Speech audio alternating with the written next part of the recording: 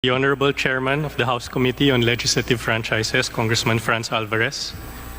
The Honorable Chairman of the House Committee on Good Government, Congressman Jose Antonio C. Alvarado. The Honorable Speaker of the House, Alan Peter Cayetano. The Honorable Majority Floor Leader, Martin Romualdez. The Honorable Members of this committee. The Honorable Members of the House present at the plenary and on Zoom, good afternoon.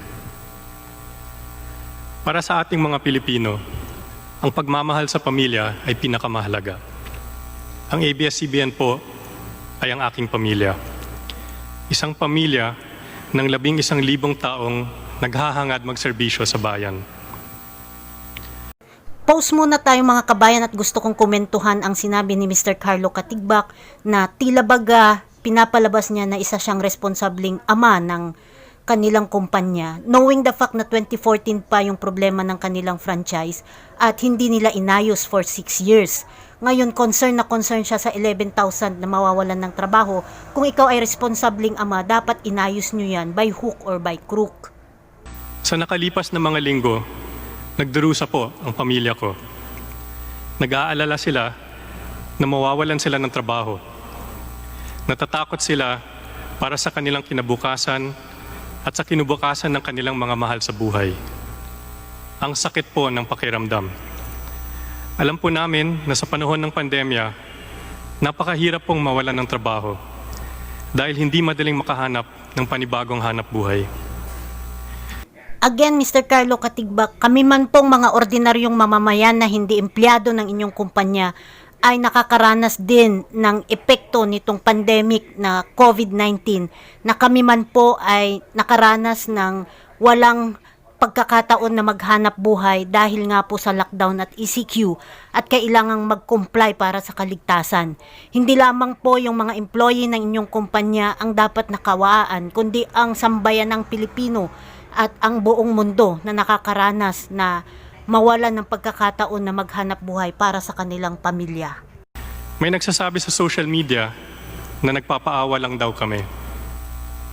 Sana po makausap ninyo ang isang tatay o nanay na mawawalan ng hanap buhay. Nakasentro lamang po sa inyong kumpanya ang problema na gusto nyong palabasin. Kasi ang mga magulang man namin at kami mismo na naghahanap buhay ay nakaranas talaga ng hirap para itaguyod at i-provide ang pangangailangan ng aming mga mahal sa buhay nitong gitna ng pandemic COVID-19.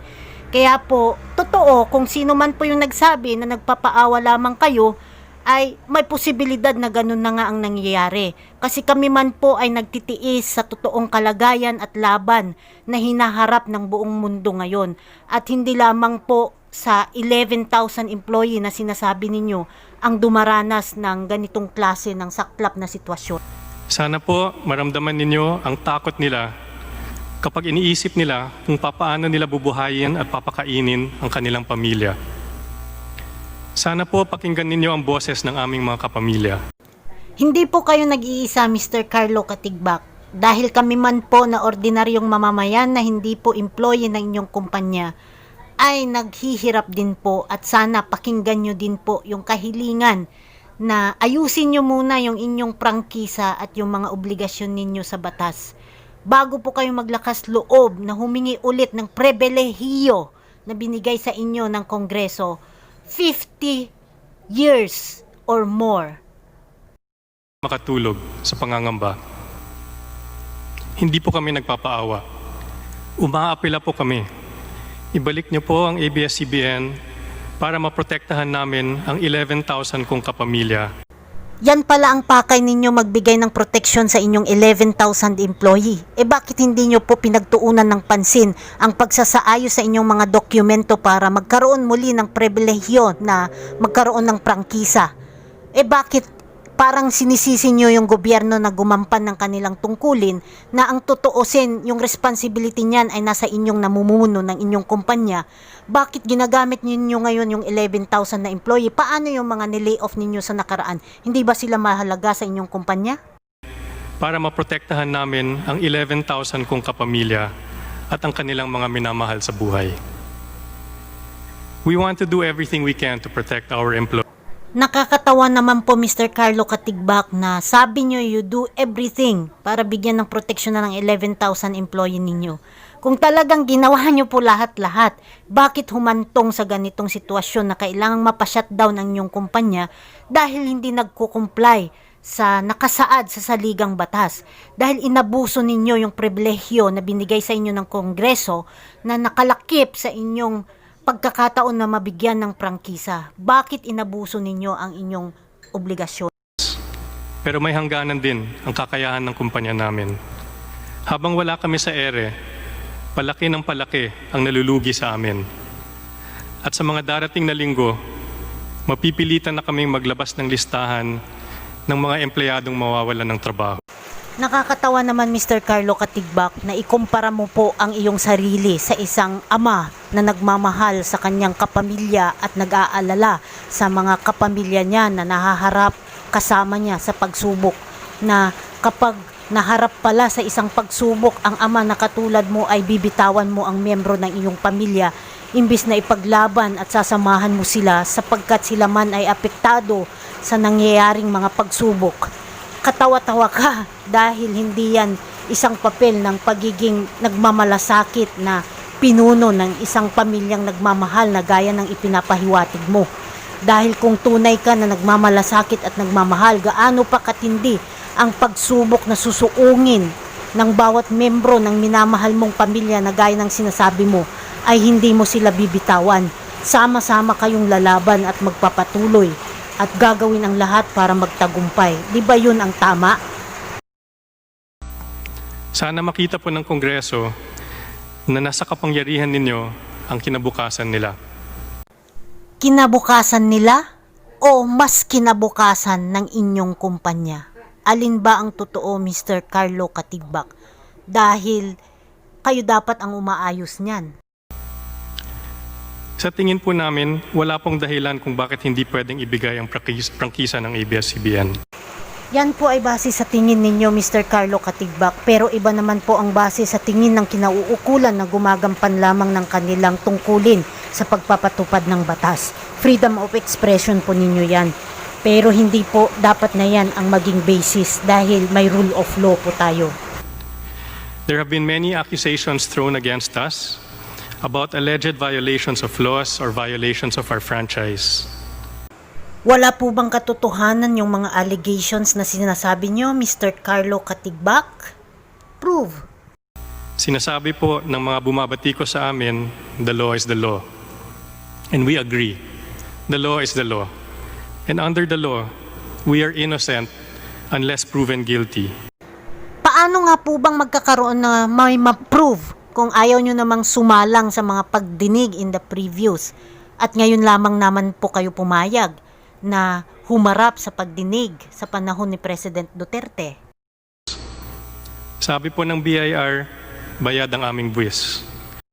Pues, kailangan pong palabasin ang nagsabi sa BIR na bayad ang inyong buwis. Sabi po ng BIR, bayad ang aming buwis. Nanggaling po sa SEC na aprobado sa kanila ang pag-issue ng mga PDR. Ang Department of Justice ang nagsabi na hindi labag sa prangkisa ang KBO. Ang DOLE naman ay nagsabi na sumunod kami sa lahat ng compliance orders nila. Wala po kaming nilabag na batas. So sa gusto po ninyong puntuhin, Mr. Carlo Katigbak, sino ang mga dapat sisiin kung ganon sa pagpapashutdown ng inyong kumpanya? Yun bang mga government employees na gumampan lamang ng kanilang papel during the time na nakitaan na ang inyong prangkisa ay expired na at kailangang mag-renew ng bago? Yun bang mga nag-file dahil nakita nila yung anomalies sa inyong mga documents? O baka naman gusto nyong sisihin yung mga subscribers or customers ninyo na ilang years na ninyong pinagbabayad ng pag-i-ere ninyo na hindi naman dapat singilin? Or sino ba yung mga government employees na tinutukoy ninyong nagsabing hindi kayo lumabag? Sila ba ay hindi pumapabor sa inyo?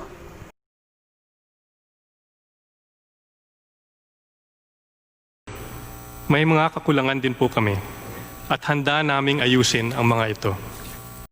Dapat lamang at sa inyo talaga nakasalalay ang talagang solusyon na pag-ayos ng inyong gusot dahil kayo lamang nakakaalam ng katotohanan. Better company. and we agree with you.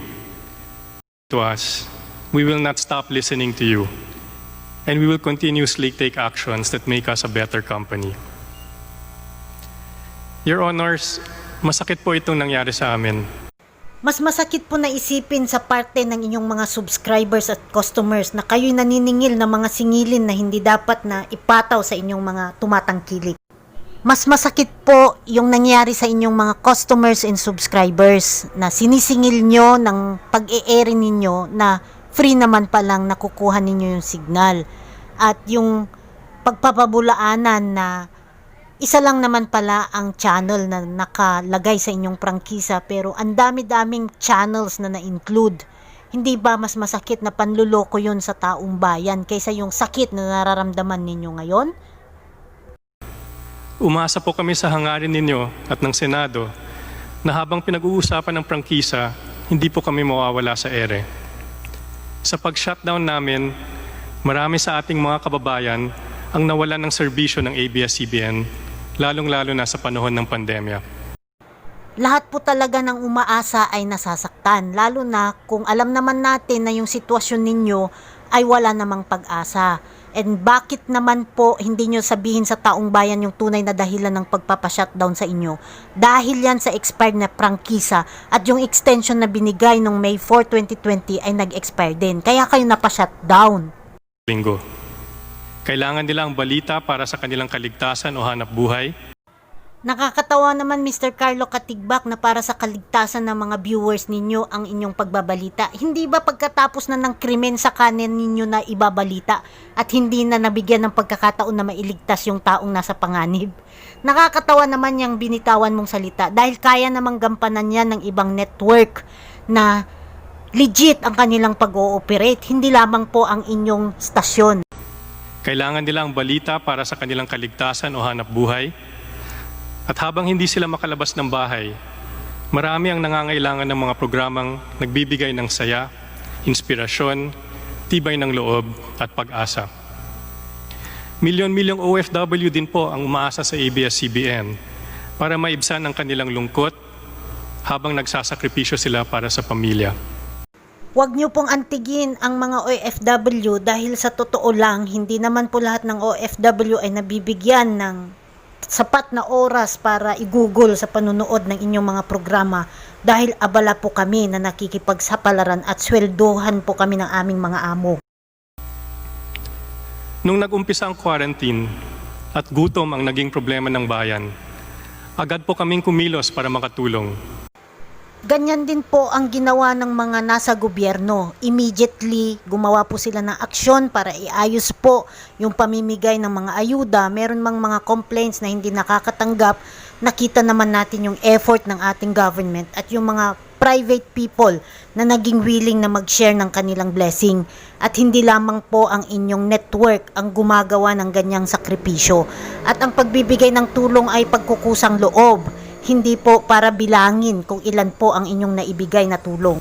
Sa suporta ng iba't ibang kumpanya at sa donasyong nanggaling sa publiko, ang Pantawid ng Pag-ibig ay nakapaghatid ng pagkain sa 3 milyong tao sa NCR, Laguna, Cavite, Rizal at Bulacan. Ang inyong mga donors po ang dapat na pasalamatan ng mga natutulungan ninyo. At tama din na kayo ay mag-donate dahil yan naman ang pakay kung bakit kayo humihingi ng mga donasyon galing sa mga donors at yan po ang papel ng inyong foundation.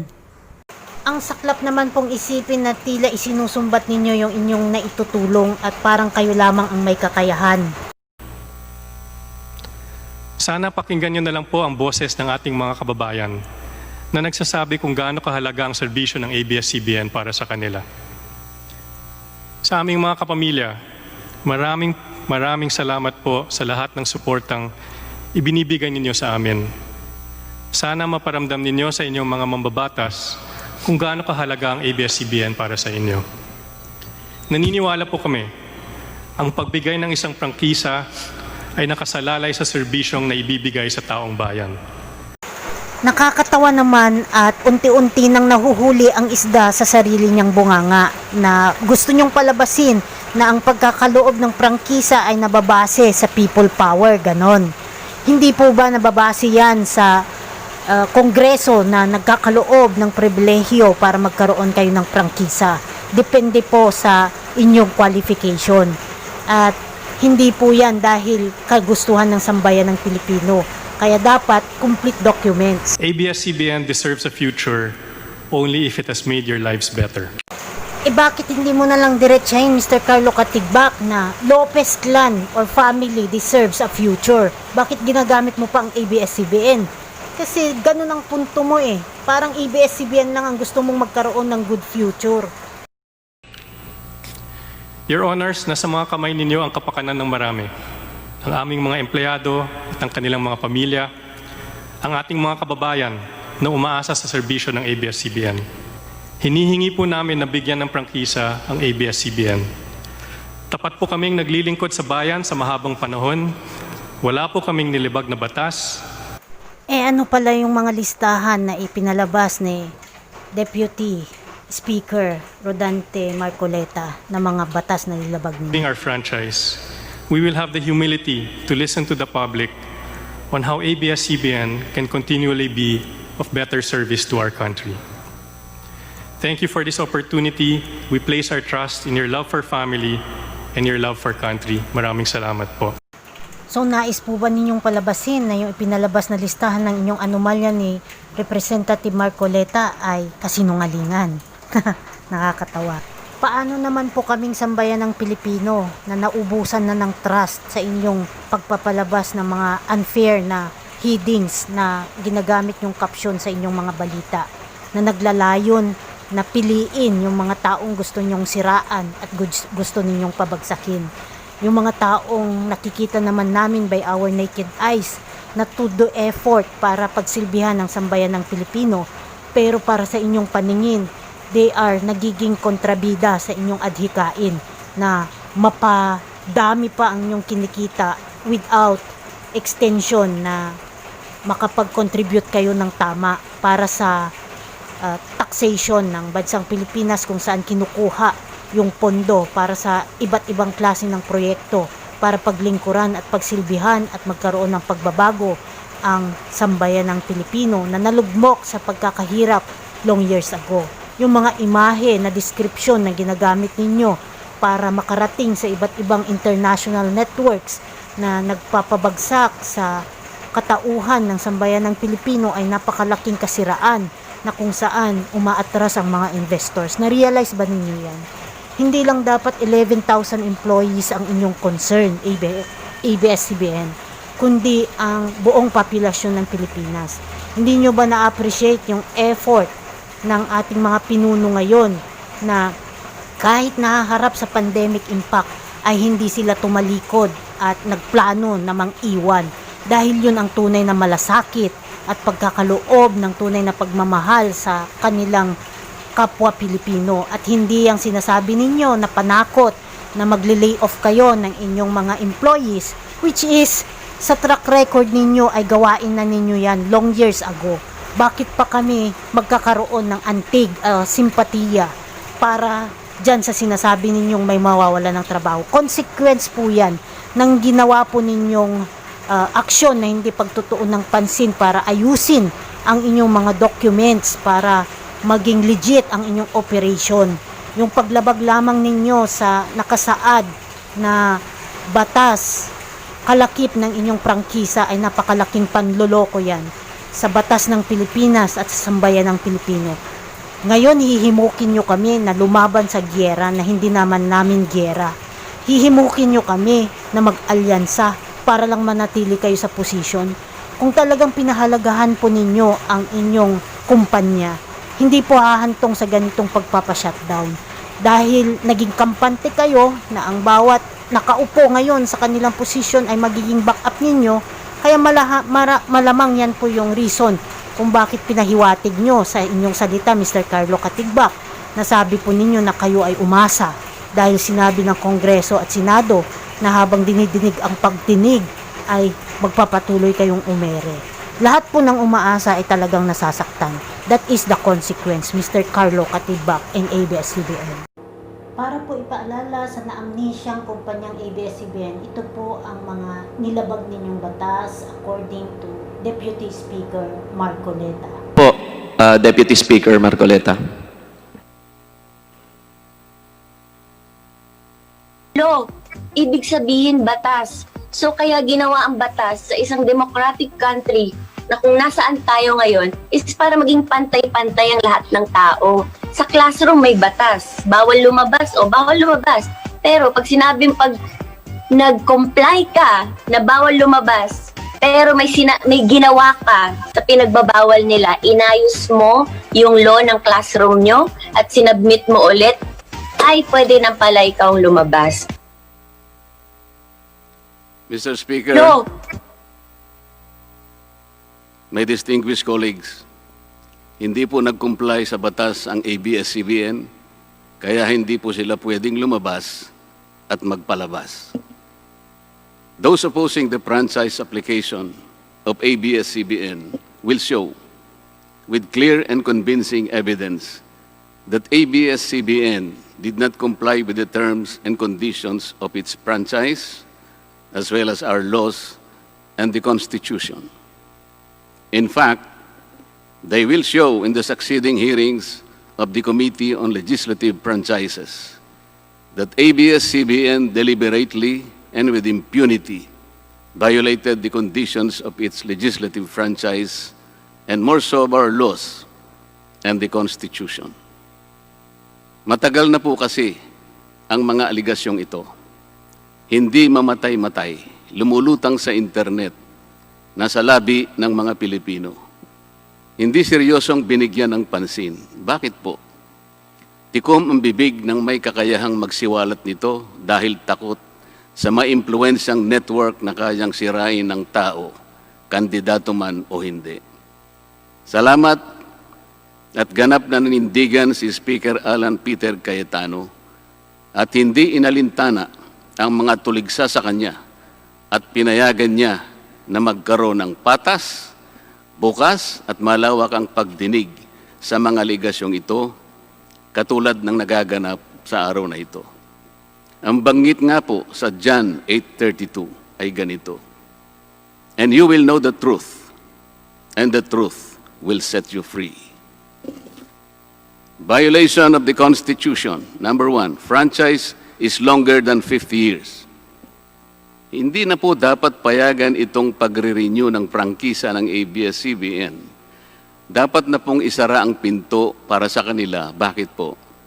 Because the ABS-CBN has been using the airwaves for more than 50 years. 53 years today, to be exact. Our Constitution says that Congress can grant a franchise of up to 50 years only. Taong 1957, nang makuha ni Don Eugenio Lopez Sr., may-ari ng Chronicle Broadcasting Network o CBN, ang Alto Broadcasting System o ABS. Simula po noong 1967 ay naging ABS-CBN na po ang tawag dito dahil sa merger ng ABS at CBN.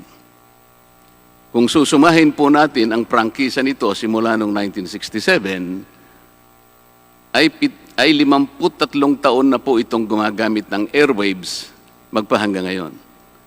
63 years naman po kung susumahin natin mula po ng pagkakakuha ng CBN sa ABS noong 1957. The Committee on Legislative Franchises should not allow itself to be used by ABS-CBN to again circumvent the Constitution and violate the categorical 50-year limitation imposed on franchises. Hindi na po dapat buhayin muli ng Kongreso ang prangkisa ng ABS-CBN sapagkat ayon po sa ating saligang batas, ang buhay ng prangkisa ay hindi dapat lumampas ng 50 taon. EDSA Revolution. Siguro po may mga ngatwiran at sasabihin ng ganito, isinara naman ng martial law ang ABS-CBN. Di po ba? Dapat huwag bilangin ang panahon na yon. Tanggapin po natin sandali na isinara nga ang ABS-CBN simula Setyembre 23, 1972, pagkatapos na ideklara ang martial law. Pero hindi po ba nagbukas din ito agad matapos na ito ay mabawing muli ng pamilya Lopez noong EDSA Revolution? Hindi ba't kulang-kulang 13 taon din po ang namagitan na panahon? So let's assume that we subtract 13 years from the 63 years that ABS-CBN has been in operation starting 1957 when CBN acquired ABS. Hindi ba't 50 taon din po ang magiging resulta? Ibig pong sabihin, tapos na at paso na pa rin ang prangkisa ng ABS-CBN with or without martial law. Hindi ba't sobra-sobra pa rin ito at lalabag pa rin sa ating saligang batas? Naging palasak nga noong panahon ng martial law ang kantsaw na tama na, sobra na. Subalit ang mahalagang tanong po ng taong bayan na hindi pa nasasagot magpahanggang ngayon ay kung paano biglang nabawi ng mga Lopez ang ABS-CBN mula sa pag-aari ng gobyerno pagkatapos maitalaga ang Cory administration. Sinulatan po noon ni dating Senador Lorenzo Tanyada ang Presidential Commission on Good Government na isoli na sa mga Lopez ang ABS-CBN kahit may arbitration pang nagaganap sa pagitan ng pamahalaan at ABS-CBN. Na i-turn over po agad ang istasyon ng ABS-CBN sa mga Lopez sa kabila ng wala pang pagtukoy sa tunay na pagmeme-ari nito ayon sa kautusan sa Board of Administrators na binuo sa Letter of Instruction number 1 ni Pangulong Cory Aquino. Sa ngayon po ay wala man lang mailabas na papeles tungkol dito ang PCGG. Nagbayad po ba ang ABS-CBN sa Administrasyong Cory Aquino? Nag-public bidding po ba? Bakit tila ura-urada at habang magulo pa ang lahat dahil katatapos lang ng EDSA Revolution, ay biglang napasakamay na muli ng mga Lopez ang ABS-CBN. Nakabatay po ba ito sa batas? Hindi po ba dapat sagutin ng ABS-CBN ang mga tanong na ito upang mapanagot po ang dapat na managot kung meron man? Foreign ownership. Puntahan naman po natin ang muling pagbubukas ng ABS-CBN noong 1986. Pati po kasi noong panahong yun ay may paglabag na rin sa ating saligang batas. Ano po kaya yun? Dahil Amerikano at hindi Pilipino ang may-ari at namahala sa ABS-CBN na mariing ipinagbabawal ng saligang batas. Congress should deny the franchise application of ABS-CBN for its clear violation of the Constitution, requiring 100% Filipino ownership and management of mass media companies. ABS-CBN's former president, Mr. Eugenio Gaby Lopez III, was an American citizen when he took the helm of the company in 1986 as director, then president, and then chairman in the later years. It was only in 2000 that he petitioned for recognition of Filipino citizenship and was issued a certificate of recognition as a Filipino citizen in 2002.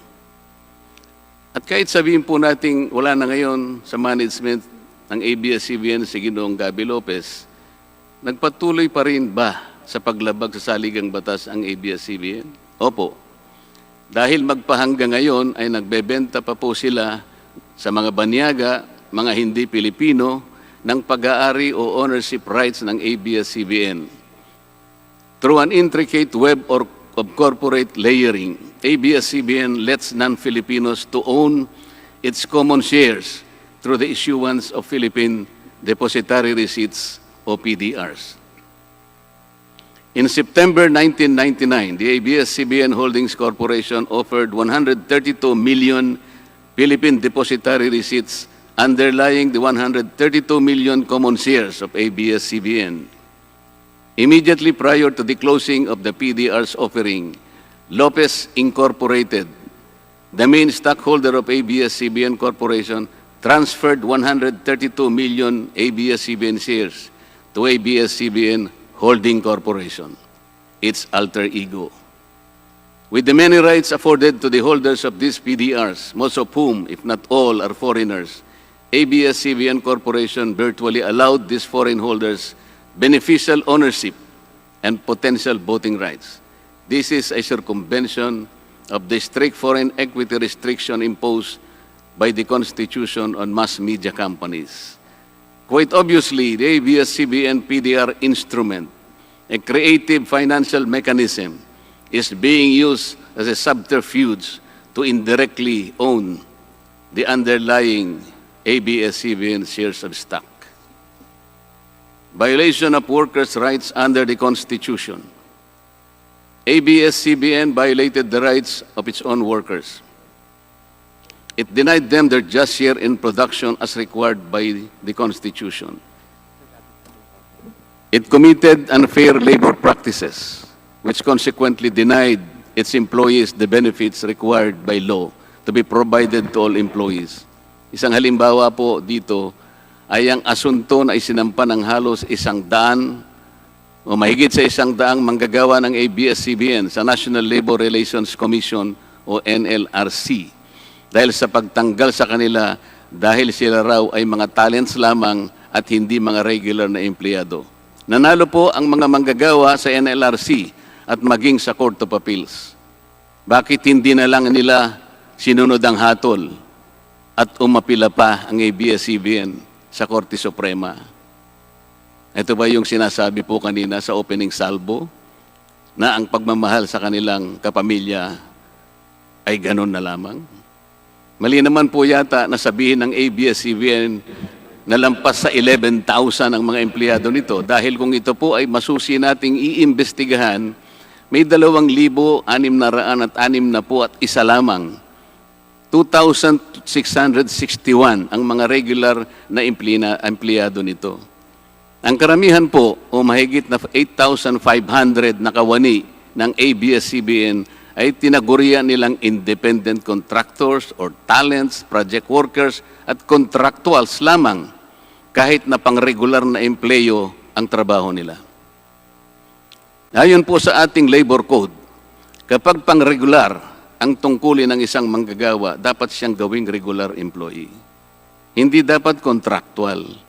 Hindi dapat independent contractor, talent o kaya'y project worker lang. Malinaw na labag sa batas ang ginagawa ng ABS-CBN.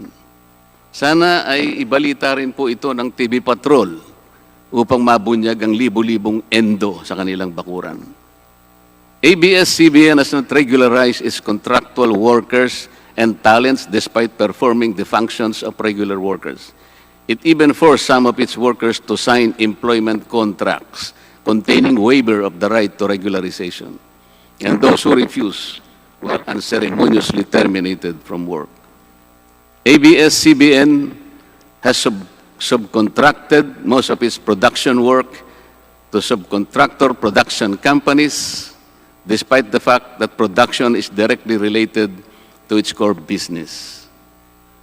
These production entities are paid minimally, whose workers obviously get lesser benefits and take-home pay compared to ABS-CBN's regular employees. And yet, the profit generated by ABS-CBN from its independent production companies appear greater than its expenses, especially those expenses that are even deductible for income tax purposes.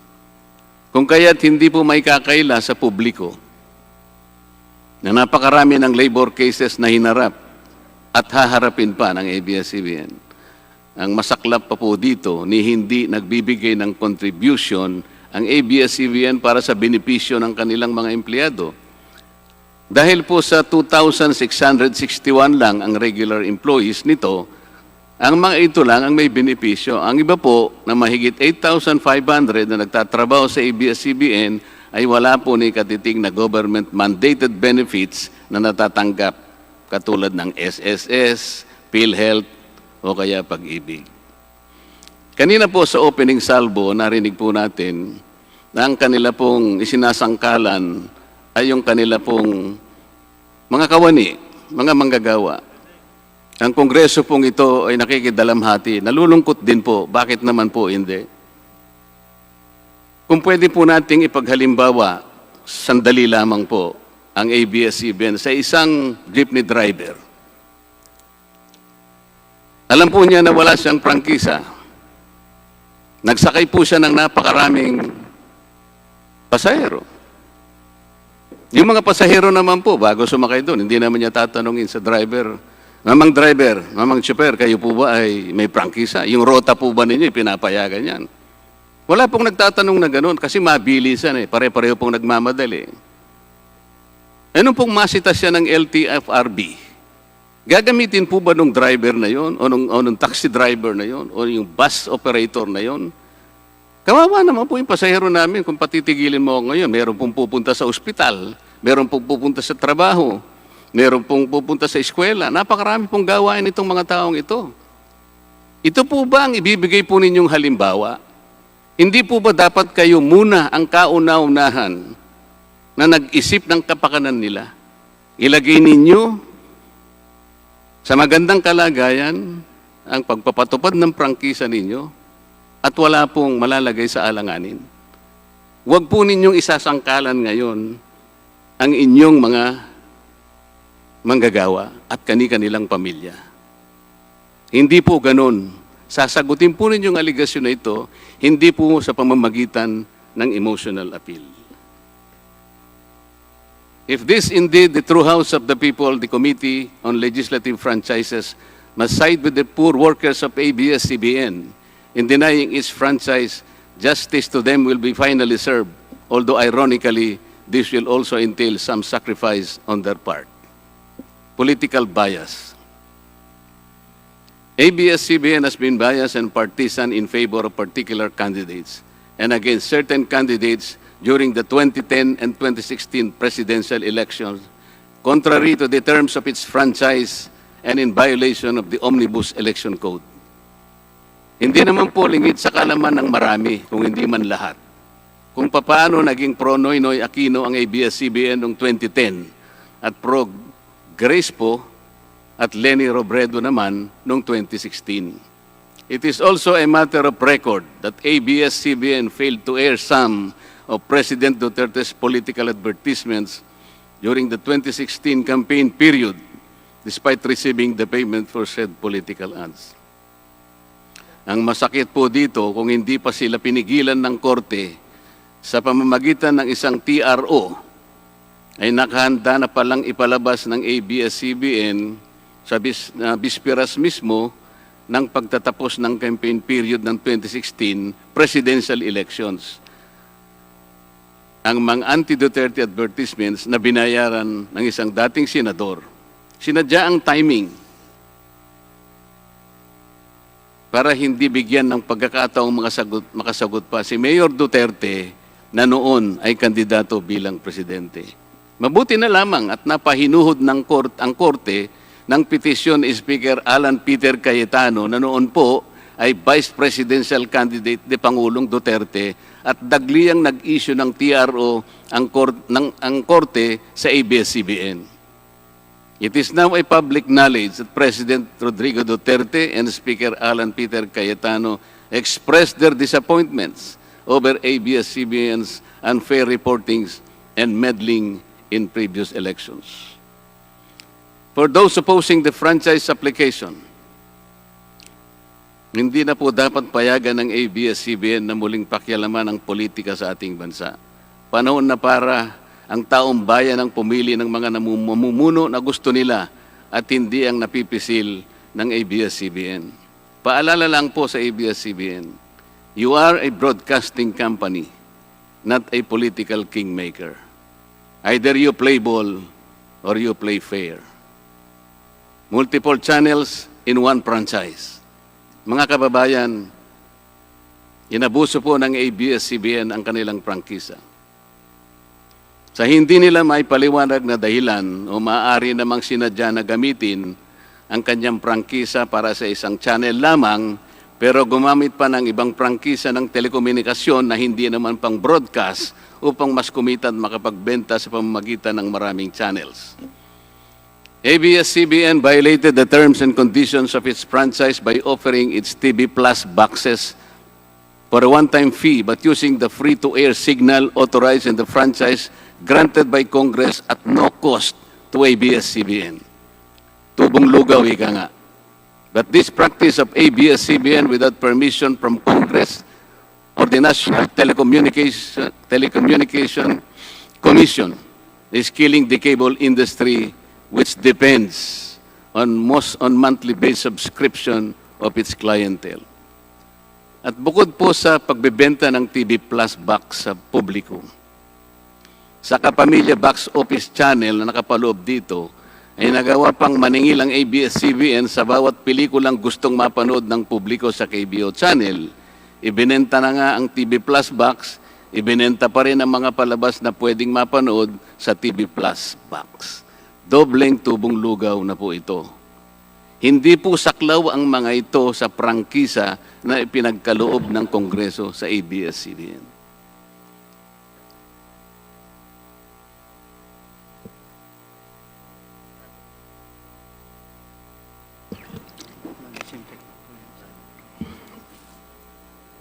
ABS-CBN, contrary to the terms and conditions of its franchise, operated this pay-per-view channel, otherwise known as the Kapamilya Box Office, or KBO, without a valid permit from the NTC, and despite NTC's order to refrain from operating a PPB until the issuance of an appropriate guideline for the same, ABS-CBN continued its operation until the expiration of its franchise on May 4, 2020. Tax evasion. ABS-CBN also violated the terms and conditions of its franchise by engaging in tax avoidance schemes, which deprived the government of the much-needed revenue. It used its wholly owned subsidiary, Big Dipper Digital Content and Design, Inc., a PESA-registered company, as tax shield. Its main customer is ABS-CBN Hungary. And because of this unconscionable tax avoidance scheme, ABS-CBN alleged effective tax rate in 2018 was at negative 5%. This means that ABS-CBN managed to avoid paying taxes in 2018. Bakit po ang GMA7 na hindi naman kasing laki o kasing yaman ng ABS-CBN ay nakapagbayad ng buwis sa pamahalaan ng 1.6 billion pesos noong 2018? Samantalang ang malaalamat na ABS-CBN ay walang binayarang buwis. Bakit naman nakalibre ang ABS-CBN noong 2018 sa negative income tax nila na 84 million? Ibig sabihin po nito ay may tax credit pa ang ABS-CBN at ang gobyerno pa ang lumalabas na may utang dito. Wala pong pagkakaiba ito, mga kababayan, sa isang taong nangutang sa tindahan, binigyan pa ito ng sukli. In 2019, ABS-CBN again did not pay its rightful taxes. It avoided this by entering into compromise agreement with the Bureau of Internal Revenue, with the latter accepting the settlement of 152 million pesos plus from ABS-CBN, equivalent to only 40% of its assessed deficiency in income tax, value-added tax, and documentary stamp tax payments. But this is only one among the 4 other cases lodged by the BIR at the Court of Tax Appeals, all of which were also settled by compromise. Bakit po ganun? Hindi po ba nando sa prangkisa ng ABS-CBN na babayaran nila lahat ang rightful taxes? Kinakailangan po bang sila ay habla pa ng BIR bago sila mapilitang makapagbayad lamang kahit settlement lamang? Ang linaw po ng kanilang prangkisa na babayaran lahat ang kaukulang buwis. Bakit kailangan pong sila ihabla at idemanda pa ng BIR para lamang sila ay makapagbayad? There are also allegations to date that ABS-CBN's Lingkod Kapamilya Foundation, ALKFI, is being used as ABS-CBN as tax shield, and that ALKFI also failed to file donor's tax return and pay the donor's tax. Ito po ang mas nakalulungkot dito, mga kababayan.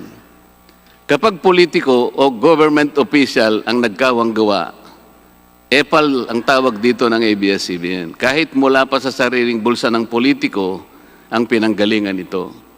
Pero kapag ito ay galing sa lingkod kapamilya, puro pangalan ng ABS-CBN ang kanilang pinangangalandakan, katulad po ng nakita natin ngayon. Alam naman natin na galing naman sa lahat, sa mga donors ang pondo na ginamit nila.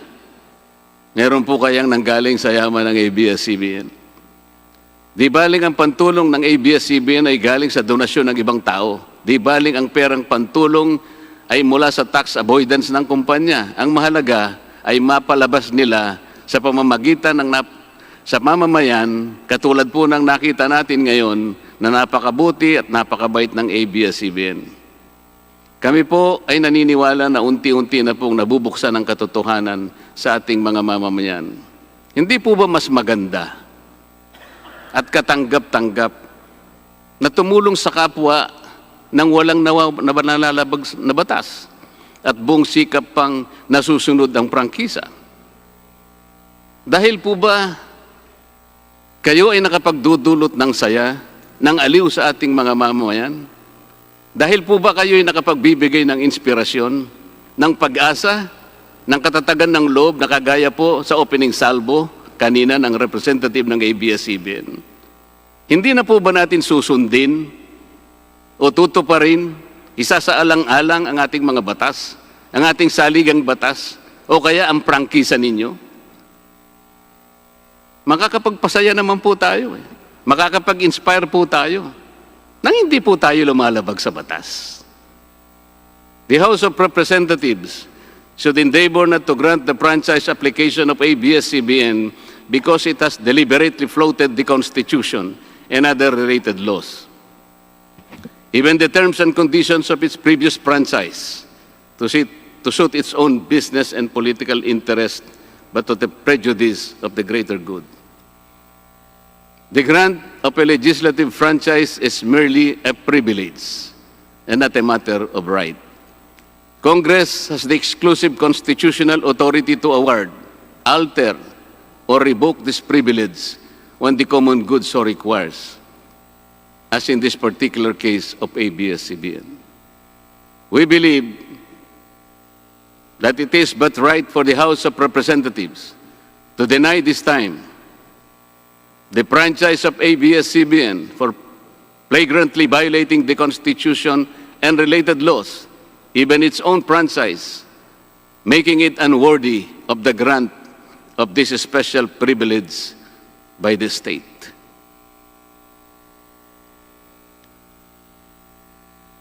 Alam mo kung sino lang ang pinakamatinding magiging kalaban ni Cardo? Sino?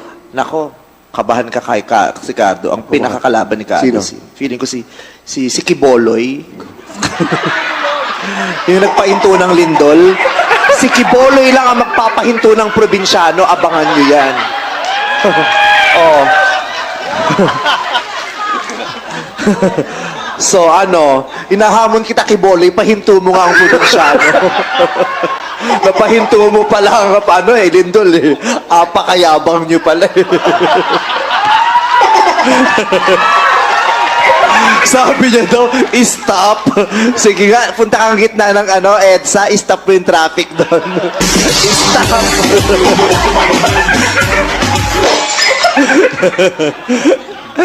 Iba ka, Kiboloy. Alam mo kung sino